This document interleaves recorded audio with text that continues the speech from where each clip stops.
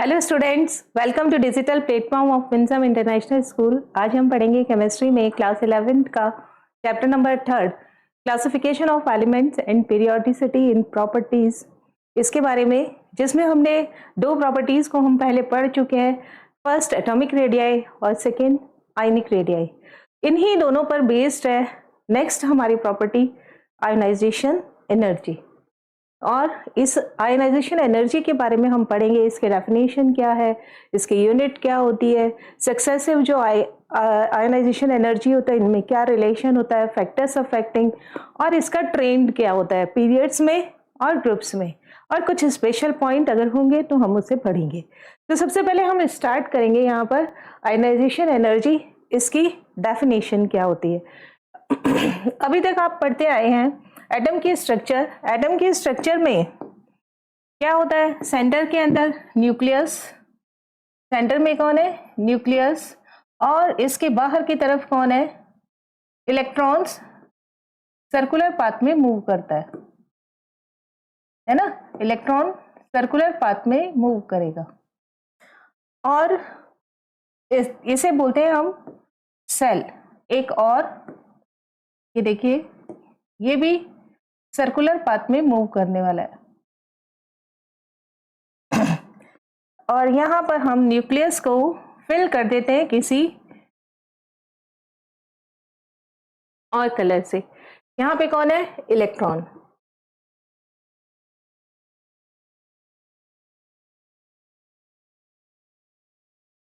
यहां पे कौन है, इलेक्ट्रॉन। कितने इलेक्ट्रॉन आते हैं, n इज इक्वल टू 1 में 2 इलेक्ट्रॉन्स होते हैं, n इज इक्वल टू 2 में बहुत सारे 8 इलेक्ट्रॉन्स आते हैं, 1 2 3 4। ये किसका है, एटम का स्ट्रक्चर। इस एटम में मतलब सिंगल होना चाहिए, गैसियस होना चाहिए, आइसोलेटेड होना चाहिए, एटम न्यूट्रल होना चाहिए। इसमें से वैलेंस सेल, ये कौन सा सेल होता है, outer most shell. Outer most shell को ही हम क्या बोल रहे थे, वैलेंस सेल। इस वैलेंस सेल से एक इलेक्ट्रॉन को कंप्लीटली बाहर निकालने के लिए जितनी रिक्वायर्ड एनर्जी होती है, मीन्स आप इसको क्या कर रहे हो, बाहर निकाल रहे हो। न्यूक्लियस के इफेक्ट से हम इसे दूर कर रहे हैं, ये इलेक्ट्रॉन रिलीज कर रहे हैं। इसके लिए जितनी आपको एनर्जी देनी पड़ेगी, जितनी एनर्जी आपको देनी पड़ेगी वो क्या, ये इलेक्ट्रॉन रिलीज हो रहा है। इसके लिए जितनी एनर्जी आप इसे सप्लाई करते हो, वो एनर्जी जो होगी वही क्या कहलाती है, आयोनाइजेशन एनर्जी। क्या बोलेंगे, the energy required to remove outermost electron और वैलेंस इलेक्ट्रॉन। कितना होना चाहिए संख्या में, 1। टू रिमूव 1 आउटरमोस्ट इलेक्ट्रॉन और valence electron from isolated gaseous single atom is known as ionization energy. क्या हो गई डेफिनेशन, द एनर्जी रिक्वायर्ड, आपको एनर्जी देनी है टू रिमूव 1 इलेक्ट्रॉन फ्रॉम, किससे निकाल रहे हैं आप, from outer most shell, outermost cell of single isolated gaseous atom। Atom होना चाहिए, gaseous atom is known as ionization energy। Ionization energy, short में बोलते हैं हम इसे IE। IP भी पोटेंशियल हो जाता है, इसे आप लिख लीजिए IE। अब देखिए, इसको हम इक्वेशन के फॉर्म में लिखेंगे। क्या होगा, कोई भी एटम है ना, यहाँ पे मैं एटम को लिख देती हूँ M। कैसा होगा, ये सिंगल है, बिल्कुल सिंगल है, गैसियस है, बिल्कुल, इसको गैसियस G लिखा है। 1 इलेक्ट्रॉन रिमूव करना है आपको, इसके लिए आप क्या दे रहे हो, इसको आयनाइजेशन एनर्जी। न्यूट्रल एटम से जब हम रिमूव करते हैं तो इसको बोलते हैं IE1, है ना। न्यूट्रल एटम से रिमूव कर रहे हैं तो IE1, ये क्या बन जाएगा M plus gaseous plus 1 electron. Means energy क्या होगी यहाँ पे, रिक्वायर्ड एनर्जी जो होगी वो क्या होगी IE। मेटल है, मेटल मीन्स सॉरी एटम है, एटम कैसा है, ये सिंगल है, बिल्कुल सिंगल है, आइसोलेटेड, किसी से बॉन्डेड नहीं है, गैशियस स्टेट में है, बिल्कुल है। तो इसमें से 1 इलेक्ट्रॉन निकाल रहे हैं, कहां से निकालना है, remove 1 electron from outermost shell, इसे क्या बोलेंगे हम आयनाइजेशन एनर्जी। नाउ इसके यूनिट, एनर्जी की यूनिट क्या होगी, किलो जूल पर मोल, ये इसकी यूनिट होगी। अब आपको कई बार ऐसे क्वेश्चन आ जाता है, जूल को कन्वर्ट करना होता है, तब हमें पता होना चाहिए कि इनका कन्वर्जन कैसे होता है। 1 कैलोरी इज इक्वल टू, सबसे बड़ी यूनिट कैलोरी है, calorie is equal to 4.2 joule is equal to 4.2 into 10 to power 7 erg. इसके अलावा और कौन सी यूनिट होती है, electron volt. 1 electron volt is equal to 1.6 into 10 to power -19 joule. ये कन्वर्जन है, ठीक है। रिलेशन बिटवीन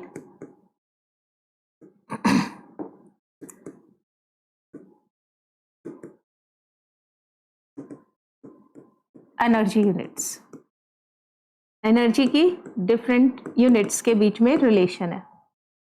और अगर कभी जूल दे रखा हो तो आप इसे कैलोरी में कन्वर्ट कर सकते हैं, इलेक्ट्रॉन वोल्ट में कन्वर्ट कर सकते हैं, अर्ग में कन्वर्ट कर सकते हैं। तो यहाँ पर मेनली जो आएगी किलो जूल पर मोल, ये इसकी यूनिट आएगी।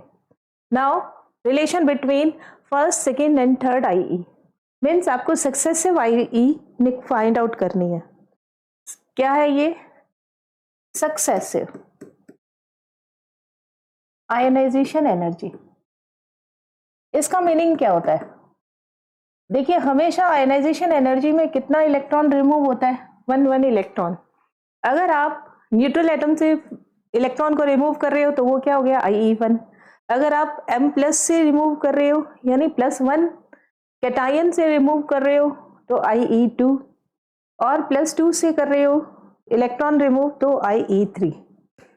आप देखिए यहाँ मैं लिखती हूँ M, ये गैशियस है, आपने इसको सबसे पहले फर्स्ट IE दिया, फर्स्ट IE को मैं लिख देती हूँ IE1, और इसने क्या बनाया कैटायन, और 1 इलेक्ट्रॉन को रिमूव कर दिया। अब सिमिलरली आगे क्या होगा, M प्लस, ये गैशियस स्टेट में ये भी इलेक्ट्रॉन निकाल सकता है। अब हम इसको क्या देंगे IE2, यानी न्यूट्रल से जब निकलेगा इलेक्ट्रॉन बाहर तब ये क्या कहलाएगा IE1, और कैटायन से +1 से अगर इलेक्ट्रॉन रिमूव होगा तो इसे हम क्या बोल देंगे IE2, और 1 इलेक्ट्रॉन रिमूव होने पर चार्ज कितना आ गया +2, और ये कितना आ गया फिर से 1 इलेक्ट्रॉन, क्योंकि एक पहले से था चार्ज, 1 इलेक्ट्रॉन और निकल गया तो +1 चार्ज और बढ़ गया, M +1 यानी +2। अब ये इसको मैंने क्या दिया और एनर्जी दी, और ये क्या हो गया M +3, और फिर से ये क्या बन गया 1 इलेक्ट्रॉन।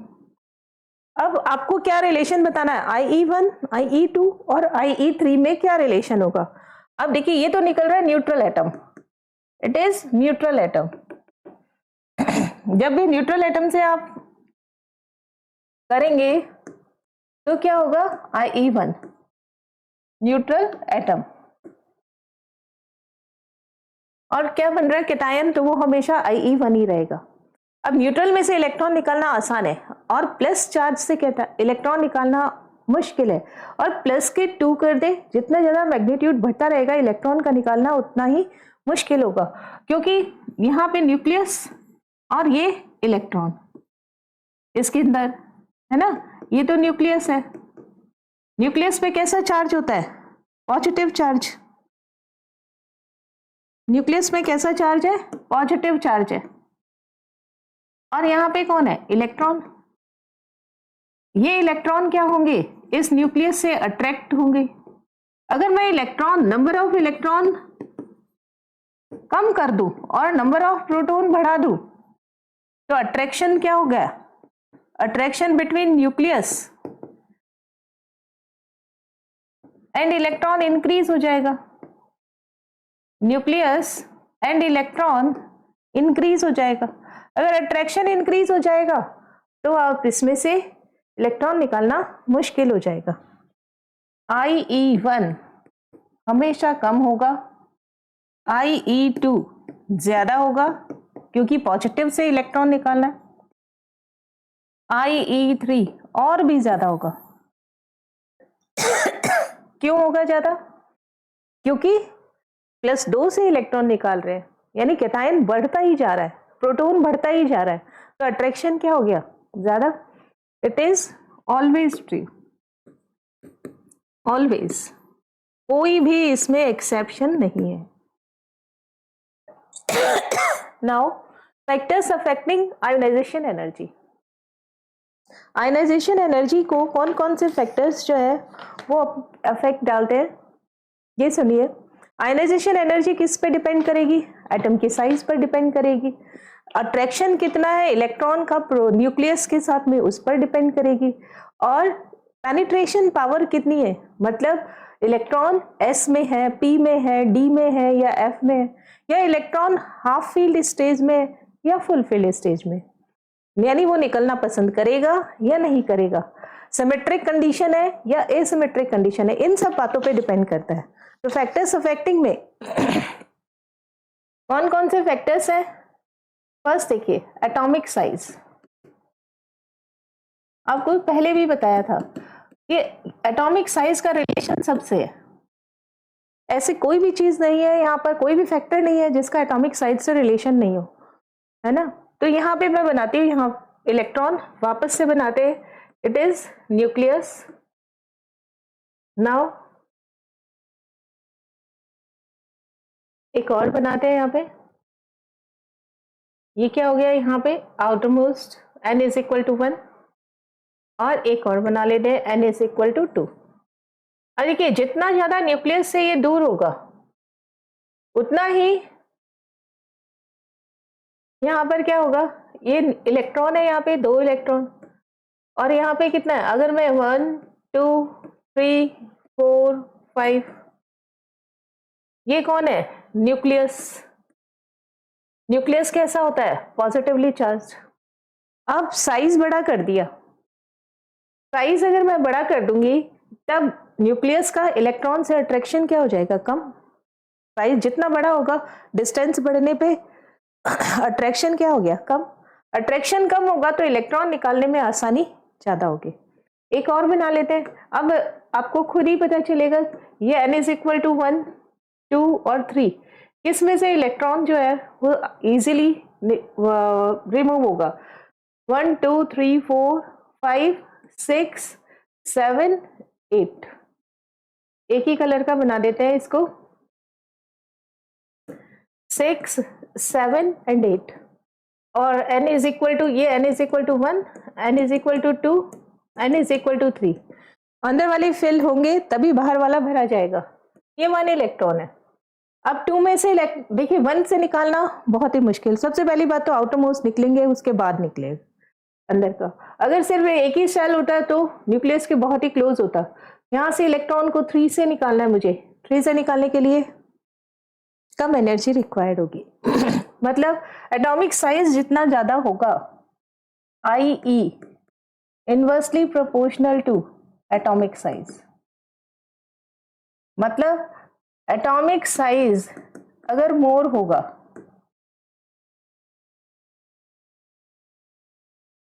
देन IE क्या होगी? लेस।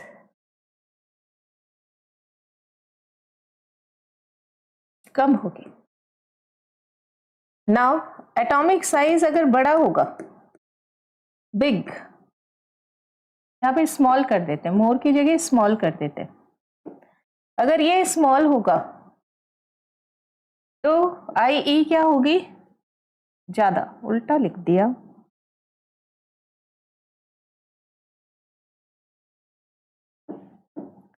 अगर IE लार्ज है तब देखिए ये ज्यादा है तो ये कम होगा। एटॉमिक साइज लार्ज है देन IE लो होगा, और एटॉमिक साइज अगर कम है, स्मॉल है, देन IE हाई होगा।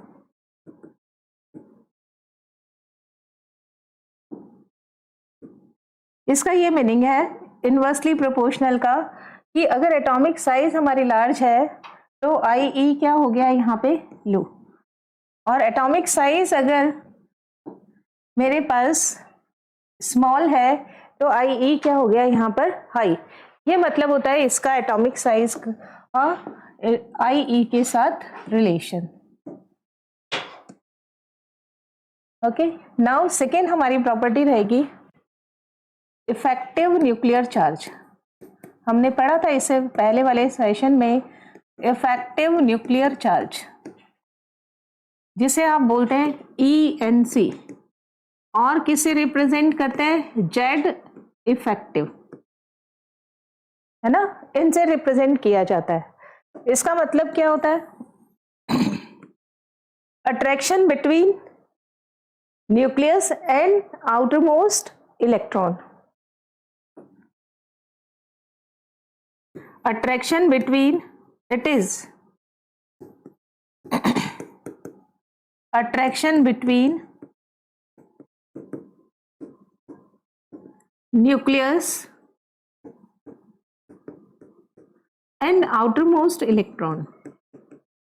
और आपको तो पता है कि अगर इसका अट्रैक्शन ज्यादा हो गया तो क्या हो गया, अट्रैक्शन ज्यादा होगा तो इलेक्ट्रॉन मुश्किल से निकलेगा, मुश्किल से निकलेगा तो मुझे ज्यादा एनर्जी देनी पड़ेगी, ज्यादा एनर्जी देनी पड़ेगी तो IE की वैल्यू ज्यादा होगी।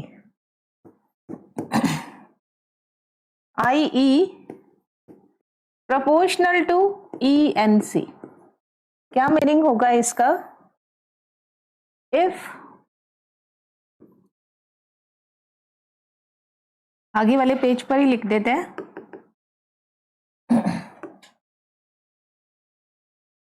if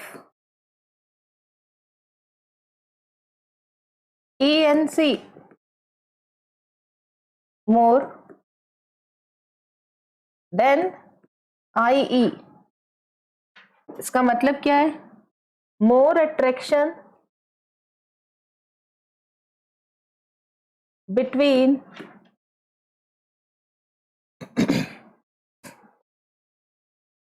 nucleus and outermost electron, nucleus and outermost electron, it means more energy required, more energy required to remove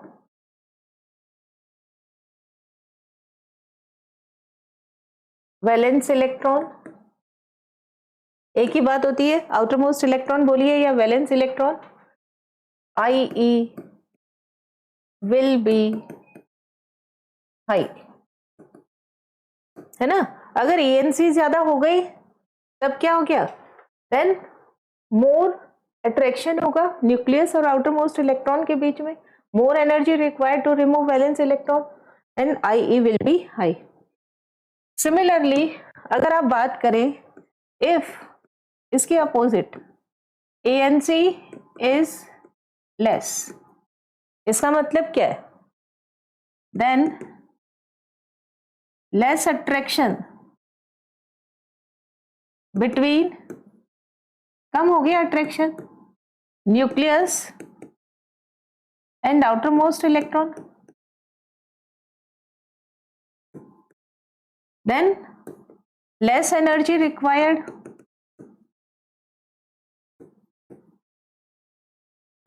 to remove one electron, to remove outermost electron, that is ionization energy will be low। Okay, यही चीज हमने यहाँ लिखी है। Ionization energy proportional to ENC, ENC बढ़ेगा IE बढ़ेगा, ENC कम होगा IE कम होगा, एटॉमिक साइज बढ़ेगा तो IE कम होगा, इनवर्सली प्रोपोर्शनल होता है। नाउ और कौन होता है? Next factor is screening effect. Next factor क्या आएगा इसमें? Screening effect.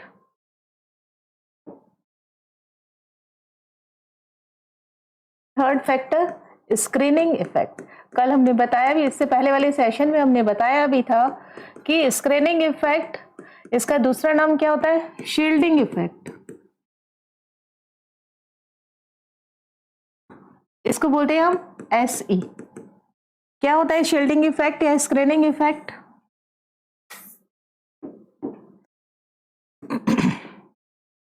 न्यूक्लियस थोड़ा छोटा कर देते हैं, बाहर एक n is equal to 1, n is equal to 2, n is equal to 3।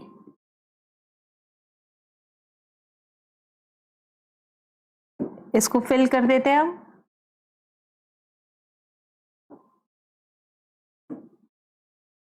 यहां पर इलेक्ट्रॉन 1 2 1 2 3 4 5 6 7 8 और इनके बीच में ये इलेक्ट्रॉन 1 2। अब देखिए इस यहां से इनके बीच में तो क्या हो गया? ये न्यूक्लियस है यानी पॉजिटिव है, इनके बीच में तो क्या हो गया? अट्रैक्शन। क्या हो गया यहां पे? अट्रैक्शन। दूसरा कलर ले लेते हैं, कौन सा फोर्स है ये? अट्रैक्शन है। और इलेक्ट्रॉन के बीच में क्या हो गया यहां पर? रिपल्शन। इनके बीच में क्या हो गया? रिपल्शन।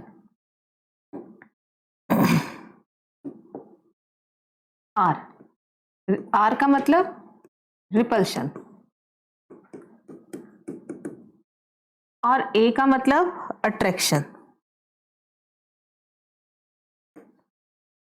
इनके बीच में अट्रैक्शन, ए मतलब अट्रैक्शन। अब देखिए जितना ज्यादा रिपल्शन होगा, अट्रैक्शन क्या हो जाएगा? न्यूक्लियस का आउटरमोस्ट इलेक्ट्रॉन से कम। तो ये क्या कर रहे हैं इलेक्ट्रॉन? ये रिपल्शन कर रहे हैं, मतलब स्क्रीन डाल रहे हैं कि आउटरमोस्ट इलेक्ट्रॉन को अट्रैक्शन कम से कम फील होना चाहिए। इसी को हम बोलते हैं स्क्रीनिंग इफेक्ट। क्या बोलते हैं? Repulsion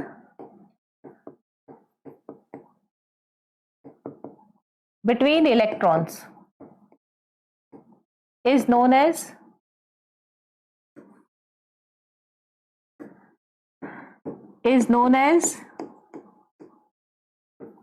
SE, screening effect. अब स्क्रीनिंग इफेक्ट जितना ज्यादा होगा IE की वैल्यू उतनी ही कम होगी। स्क्रीनिंग इफेक्ट ज्यादा तो IE की वैल्यू कम होगी। क्यों होगी? क्योंकि स्क्रीनिंग इफेक्ट ज्यादा होगा तो वो न्यूक्लियस से क्या हो जाएंगे? दूर हो जाएंगे। न्यूक्लियस से दूर हो जाएंगे, साइज बढ़ जाएगी उनकी, न्यूक्लियस से दूर हो गए तो उनमें से थोड़ी एनर्जी देने पर ही, कम एनर्जी रिक्वायर्ड होगी वैलेंस इलेक्ट्रॉन को बाहर निकालने के लिए। इसका मतलब क्या है? When screening effect increase, atomic size also increase, so attraction between, सीधा ही लिख देते हैं, so ionization energy decrease। हमेशा रिवर्स फैक्टर होता है किसका? एटॉमिक साइज का और आयनाइजेशन एनर्जी का। नाउ नेक्स्ट एक और फैक्टर देखते हैं हम। इसके अलावा कौन सा फैक्टर होता है? Penetration effect. पेनिट्रेशन इफेक्ट क्या होता है? Fourth is penetration effect. Penetration effect का मतलब होता है कि इलेक्ट्रॉन S में है सब सेल में, P में है, D में है और F में। आपको मालूम होगा S न्यूक्लियस के सबसे क्लोज होता है, P थोड़ा दूर होता है, D और दूर होता है और F और भी ज़्यादा दूर होता है। तो जितना ज़्यादा दूर होगा न्यूक्लियस से उसका अट्रैक्शन कम होगा, अट्रैक्शन कम होगा तो इलेक्ट्रॉन निकालना आसान होगा। तो पेनिट्रेशन इफेक्ट किसका सबसे ज़्यादा होता है? S का, है ना, और F का सबसे कम होता है, इसलिए S से इलेक्ट्रॉन निकालना मुश्किल होता है। Order of penetration effect,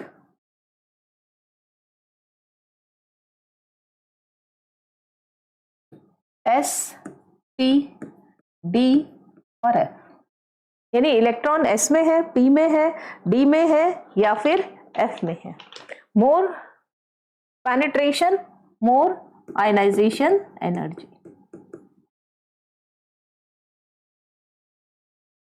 If electron in S subcell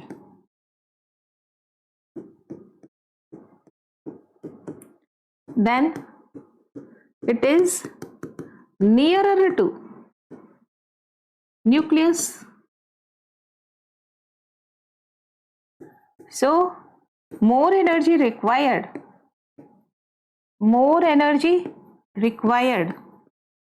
to remove valence electron. सबसे लास्ट इफेक्ट देख लेते हैं हम, जो बहुत ही काम का है। कौन सा है ये effect? Full field and half field state. Fifth, full field and half field electronic configuration.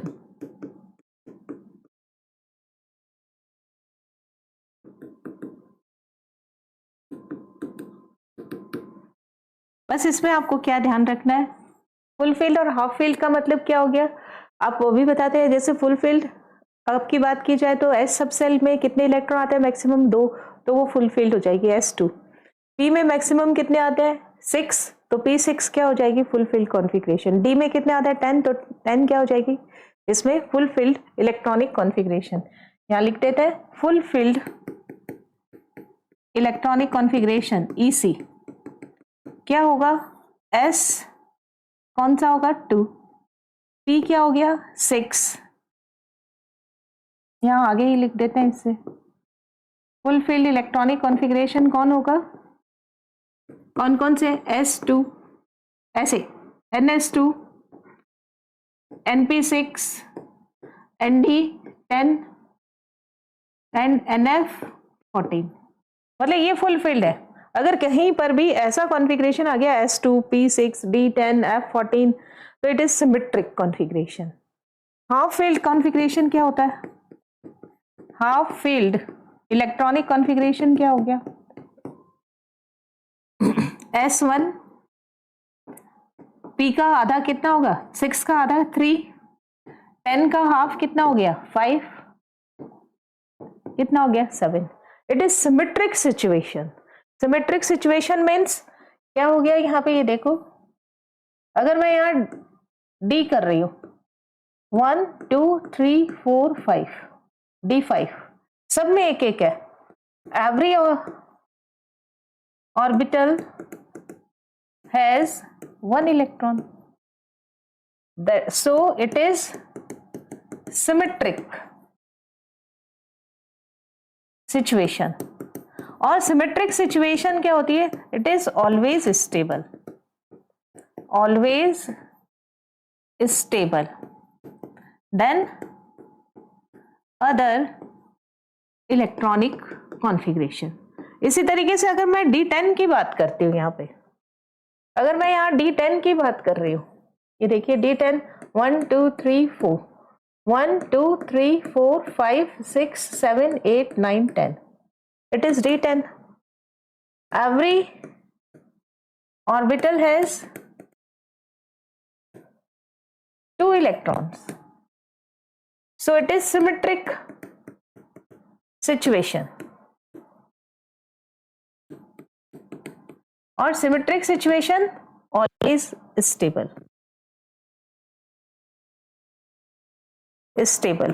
और जो स्टेबल सिचुएशन होगी देन अदर इलेक्ट्रॉनिक कॉन्फ़िगरेशन। तो इसमें से हमें इलेक्ट्रॉन रिमूव बहुत ही मुश्किल से होगा। So more energy required, more energy required to remove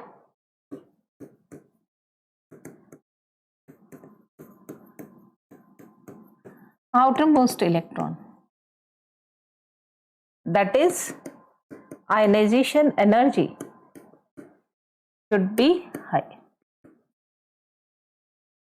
will be लिख देते हैं।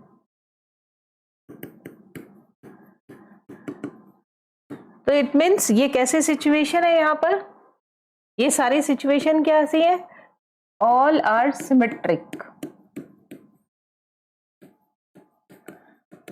so more stable to IE high than other electronic configuration। तो इस तरीके से हमारे बहुत सारे फैक्टर्स हुए। एक बार फिर से देखो आप क्या क्या फैक्टर हुए।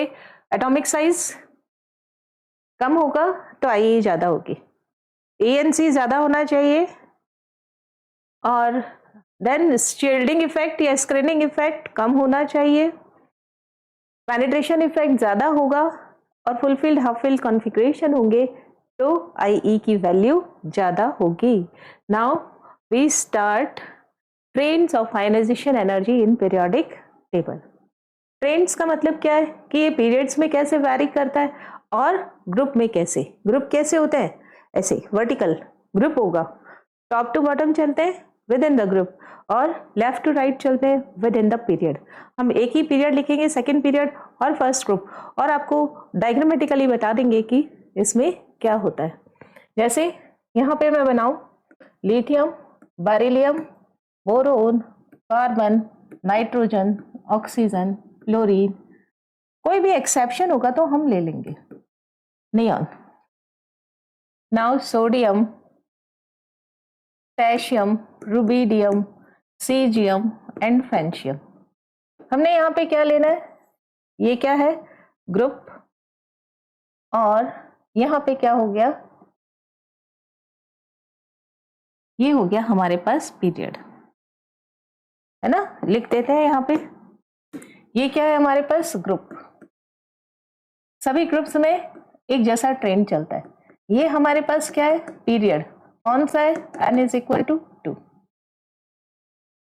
अब पीरियड में ये कौन सी साइड है, लेफ्ट, और ग्रुप में ये कौन सी साइड है, लेफ्ट, और ये कौन सी साइड है, right, right side.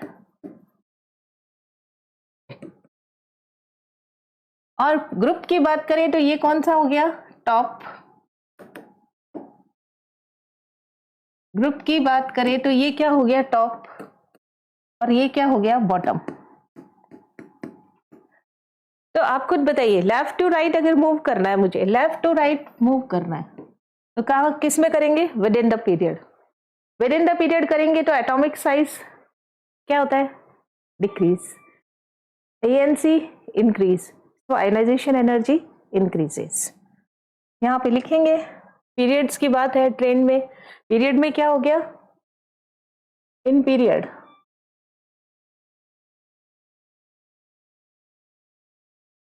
When we move, period में कैसे चल रहे हैं हम, left to right, left to right. क्या क्या होता है, A atomic size decrease, B ENC increase, so IE proportional to ENC, inversely proportional to atomic size।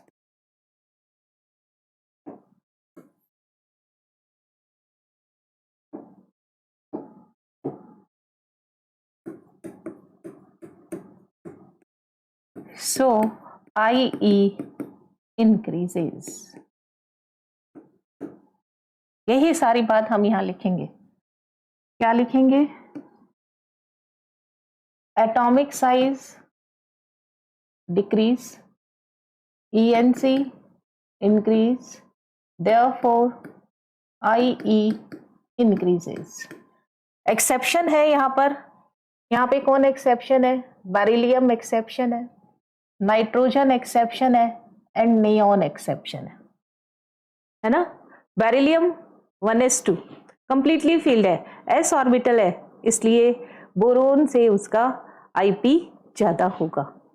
Nitrogen 2p3 half field configuration, symmetric situation, इसलिए कार्बन से किससे ज्यादा होगा? इसका लेफ्ट टू राइट ज्यादा होगा। किससे? ऑक्सीजन से इसका ज्यादा होगा। नाउ नियॉन तो very stable condition, it's octet is complete. ये तो चाहेगा ही नहीं कि मेरे से कोई इलेक्ट्रॉन ले ले, इसलिए इसका हाईएस्ट होता है IE। इनर्ट गैसेस का IE क्या हो गया? हाईएस्ट। बेरिलियम का बोरोन से ज्यादा होगा, नाइट्रोजन का ऑक्सीजन से ज्यादा होगा, और नियॉन का हाईएस्ट होगा। एक्सेप्शन लिखेंगे यहां पर, नेक्स्ट पेज पे ही लिखेंगे एक्सेप्शन। कितने एक्सेप्शन है?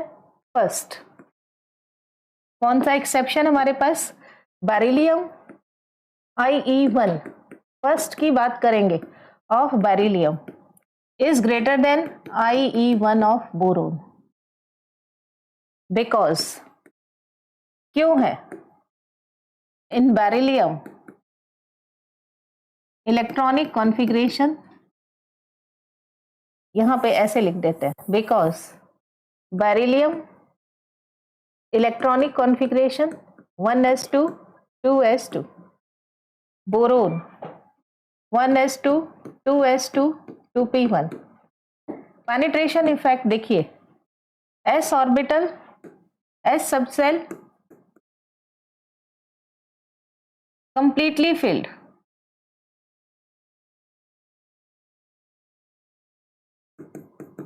है ना। दूसरा कंप्लीटली फिल्ड है, penetration effect of S is greater than P। So IE1 of beryllium is high than IE1 of boron. इसमें क्या हो गया? अगर इसकी बात करेंगे हम, हो गया इसमें S सब सेल कंप्लीटली फिल्ड है, पेनिट्रेशन इफेक्ट ज्यादा है, इसलिए इसमें IE ज्यादा होगा। दूसरा exception, IE1 of nitrogen is greater then IE1 of oxygen. Because, क्यों है? हमेशा इसी तरीके से आपको आंसर देना होगा, तक लिखने में कम समय लगता है, लैंग्वेज नहीं बनानी पड़ती। इलेक्ट्रॉनिक कॉन्फ़िगरेशन नाइट्रोजन का क्या होता है? 1s2 2s2 2p3, ये तो आपको याद होना ही चाहिए। और ऑक्सीजन का कितना होता है? 1s2 2s2 2p4। अगेन एक ही कंडीशन आ रही है फैक्टर्स अफेक्टिंग में, it has half field p orbital, p subshell, है ना। It is symmetric condition,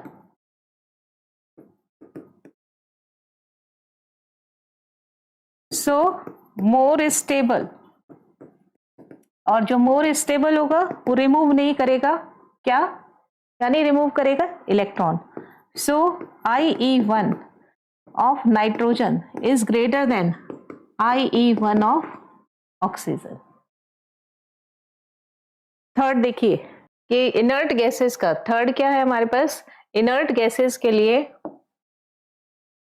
IP जो होता है वो हाईएस्ट होता है। IP of inert gases, IP या IE first of inert gases is highest in respective period. हम पीरियड की बात कर रहे हैं तो पीरियड में ये 3 हमारे पास एक्सेप्शन है, बिकॉज रीजन वही है सेम। इनर्ट गैस का इलेक्ट्रॉनिक कॉन्फ़िगरेशन क्या होता है? इलेक्ट्रॉनिक कॉन्फ़िगरेशन इनर्ट गैस का NH2 NP6। Electronic configuration of inert gas क्या होता है? NH2 NP6। It is completely filled. जब ये कंप्लीटली फिल्ड होगा तो इसकी स्टेबिलिटी बहुत ही ज्यादा हो जाएगी। It's stability is very high.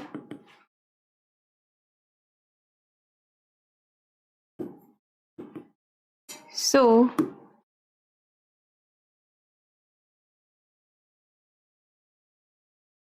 more energy required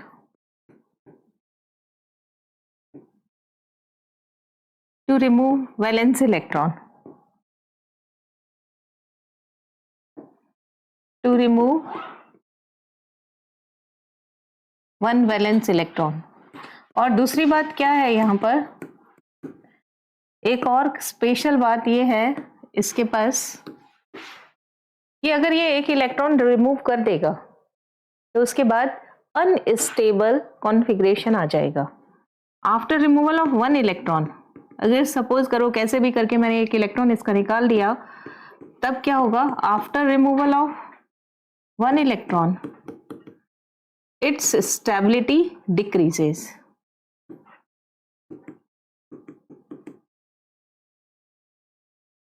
So its IE1 is highest. देखिए सब काम किसका है? इलेक्ट्रॉनिक कॉन्फ़िगरेशन का। चाहे आप देखिए यहाँ पर नाइट्रोजन की बात करें हम, चाहे आप बेरिलियम की बात करें, सब में इलेक्ट्रॉनिक कॉन्फ़िगरेशन ही काम आने वाला है। नाउ इन ग्रुप्स में क्या होगा? ग्रुप में हम कैसे चलते हैं? Top to bottom. Top to bottom चल रहे हैं तो क्या होता है? टॉप टू बॉटम जाने पर ये देखो पीछे लिखा भी है मैंने, यहाँ पर ट्रेन में टॉप टू बॉटम जा रहे हैं। ये n इज इक्वल टू कितना है? 2। यहाँ पे n is equal to 3, n is equal to 4, n is equal to 5, n is equal to 6। जब आप टॉप टू बॉटम जाते हैं तो यहाँ पे कितने आएंगे? 2 ही सर्किल आएंगे। यहाँ पे कितने आएंगे? 3 सर्किल आएंगे।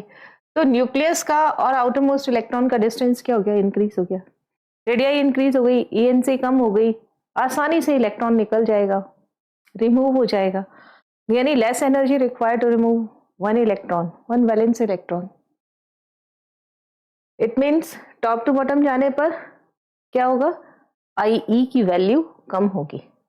लिखते हैं हम यहाँ पर, जब हम टॉप टू बॉटम जाते हैं, when we move top to bottom, atom क्या होगा? atomic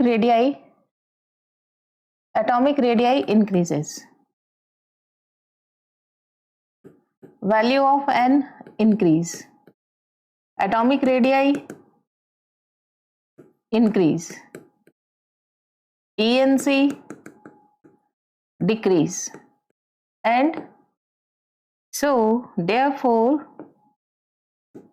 IE decrease, है ना? जब हम टॉप टू बॉटम मूव करते हैं, वैल्यू ऑफ n इंक्रीज हो रहा है, एटॉमिक रेडियाई इंक्रीज होगी, ENC डिक्रीज हो जाएगी और IE की वैल्यू इंक्रीज हो जाएगी। ये चीज हमें ग्रुप में भी लिखनी है। when we move top to bottom, हमेशा टॉप टू बॉटम किस में जाते हैं? Within the group. वही सारी बातें लिखनी है हमें। Value of n increase, value of n means energy level बोल सकते हैं हम इसे, या सबसेल या सेल बोल सकते हैं, ऑर्बिट बोल सकते हैं, या पीरियड बोल सकते हैं। वैल्यू ऑफ n इंक्रीज हो रहा है, एटॉमिक रेडियाई क्या होगा? यहाँ पे इंक्रीज होगा, ENC इफेक्टिव न्यूक्लियर चार्ज, पूरा भी लिख देते हैं, इफेक्टिव न्यूक्लियर चार्ज।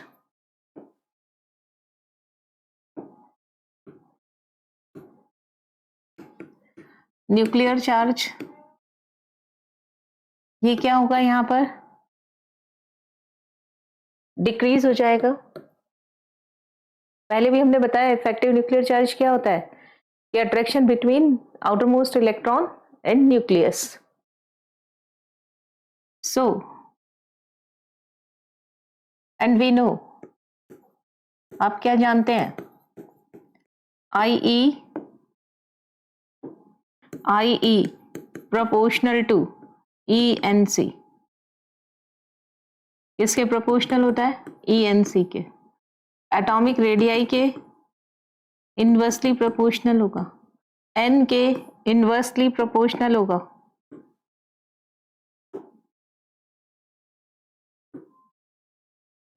सो आयनाइजेशन एनर्जी क्या होगा, डिक्रीजेस। नो एक्सेप्शन, इसका कोई एक्सेप्शन ही नहीं है। लेकिन पीरियड के अंदर हमने एक्सेप्शन देखे, IE का क्या एक्सेप्शन। अब इसमें देखिए क्या है, जब आप lithium, sodium, potassium, rubidium, caesium, इसकी बात करते हैं, FR तो क्या है यहाँ पे, रेडियो एक्टिव है, रेडियो एक्टिव, इसलिए हम FR को इंक्लूड नहीं करते। अब इसका IP टॉप टू बॉटम जाने पर क्या हो रहा है, डिक्रीज। इट मीन्स, और beryllium, boron, carbon, nitrogen, oxygen, fluorine, अगर हम लेफ्ट टू राइट जा रहे हैं तो IE की वैल्यू क्या हो गई, इंक्रीज। कुछ एक्सेप्शन है जो हम यहाँ पर मार्क कर लेते हैं, ये ज्यादा होगा, बोरोन कम होगा, नाइट्रोजन ज्यादा होगा, बोरोन ऑक्सीजन कम होगा, ठीक है, क्योंकि इंक्रीज हो रहा है, इसका ज्यादा होगा और ये कम होगा। इसका मतलब क्या है, आपको पता होगा, जितने भी लेफ्ट साइड वाले होते हैं वो क्या होते हैं, पीरियोडिक टेबल के लेफ्ट में, it is left side. Left side वाले क्या होंगे, मेटल होंगे, और राइट साइड वाले क्या होंगे, नॉन मेटल। तो इसका मतलब as IE increase, non metallic character increases, है ना। और दूसरी बात क्या हो गया, ऊपर से नीचे जाने पर IE की वैल्यू क्या हो रही है, कम। इट मीन्स वो क्या है, मेटल्स जिनकी IE की वैल्यू कम होगी और इनकी रिएक्टिविटी बहुत ज्यादा होती है। As IE decreases, metallic character increases. Character लिख देते हैं, नॉन मेटालिक करेक्टर इंक्रीज होगा, as IE decrease, metallic character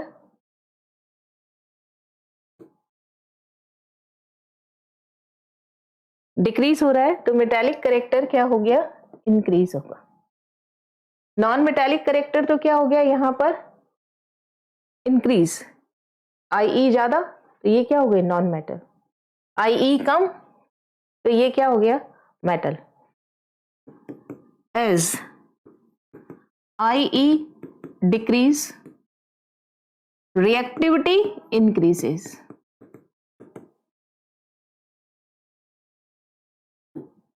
it means आपको क्या दो चीजें पता चल रही है इससे, ये आगे काम आएगा।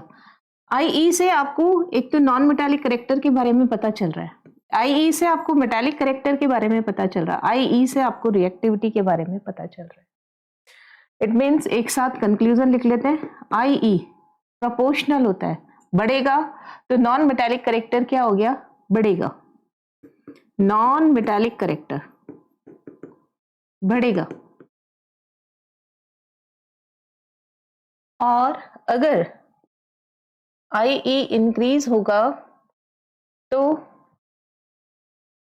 मेटालिक करेक्टर जो होगा वो कम होगा, मेटालिक करेक्टर क्या हो गया, कम।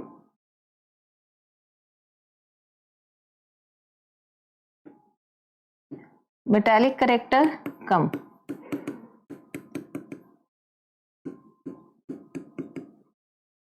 और IE कम होगा तो रिएक्टिविटी भी ज्यादा होगी, रिएक्टिविटी ज्यादा होगी, इलेक्ट्रोपॉजिटिव नेचर ज्यादा होगी।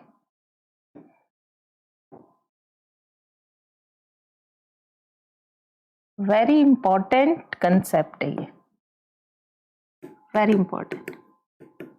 बहुत बार काम आएगा आपके। अब सिर्फ 2-3 चीजों को कंपेयर करके पूछ लेंगे कि इसका नॉन मेटालिक करेक्टर ज्यादा, आप देखना आई जिसका ज्यादा हो उसका नॉन मेटालिक करेक्टर ज्यादा होगा। आपसे 2 या 3 चीजें पूछ करके कह देंगे कि आप बताइए कौन किसकी रिएक्टिविटी ज्यादा होगी। रिएक्टिविटी का मतलब कौन फटाक से इलेक्ट्रॉन दे देगा, जिसकी आई कम होगी उसकी रिएक्टिविटी क्या होगी, ज्यादा होगी। This is all about ionization energy. इस सेशन में हम आज इतना ही पढ़ने वाले हैं। नेक्स्ट सेशन में हम इससे आगे का पढ़ेंगे। Thank you so much.